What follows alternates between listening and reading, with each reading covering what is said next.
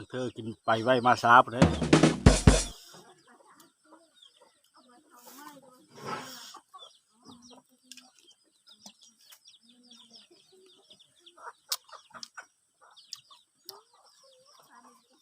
สวัสดีเด้อพี่น้องปองปายสุขุสุขคนมาเนี่ยอยู่กับพ่อแต่อีกแล้วพี่น้องเอ้ยมื้อนี้มาเมาพี่น้องเอ้ยนี่สดๆร้อนๆเลยเต็มจะนักจะเต็มแล้วนี่เมาสุกเลยพี่น้องผมเธอพี่น้องดกมาเมาต้องทิมกับอาชิบมีนี่เอาก่อนพี่น้องเอาก่อนจะเอาไปตำหรือว่ากินกับแจ่วกับจุชะแง่งพอได้นี่ดกพี่น้องเลยขึ้นมาเอาในโก๊กมาเลย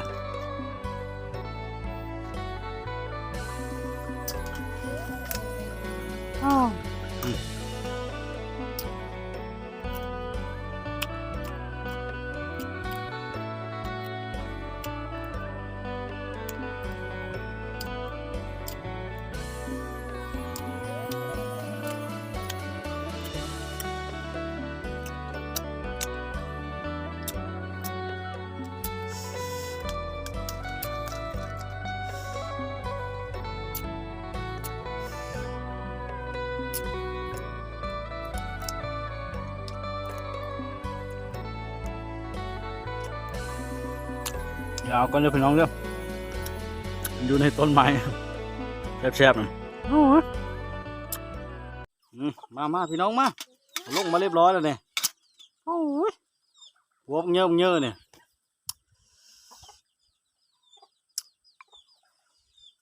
แก้วพระตุ้งคราดสุดยอดเตะดังกระตัวอยู่ดังจนจะแตะเลยนี่แบบมีกินแห้งๆเลยจังหน่อยกับพะชะแง่งพี่น้องเลยตามภาษาบ้านนอกบ้านนา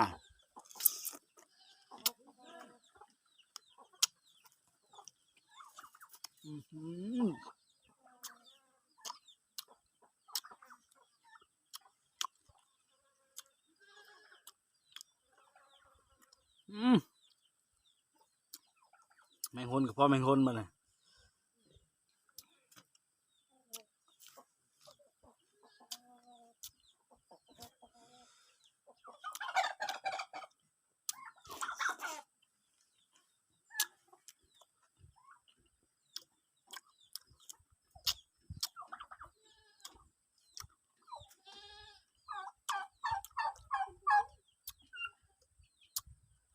ส้มสุดยอดเลยส้มเนี่ยส้มปานหัวเงอะ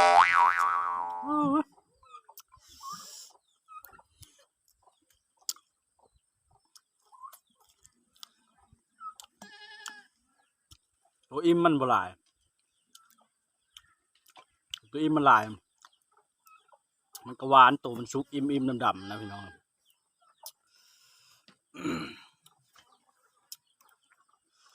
ชมชุดๆเลยพี่น้องเอ้ย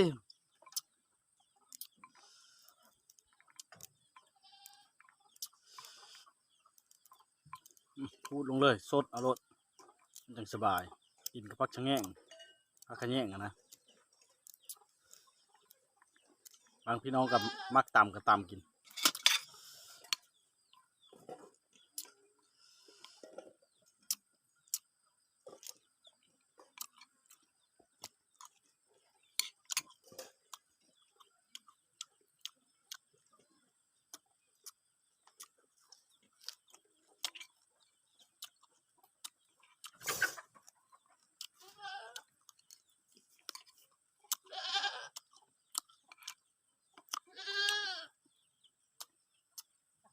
เจงแบกเพราะเจงแบมันห้องหาแม่มันคาดแม่มัน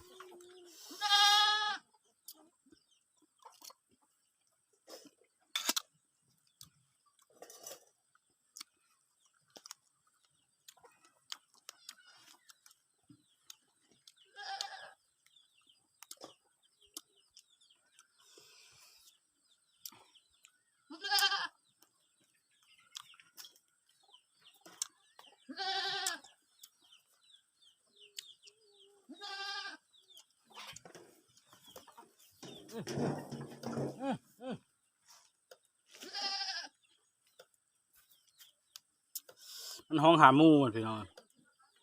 แปลกันนะ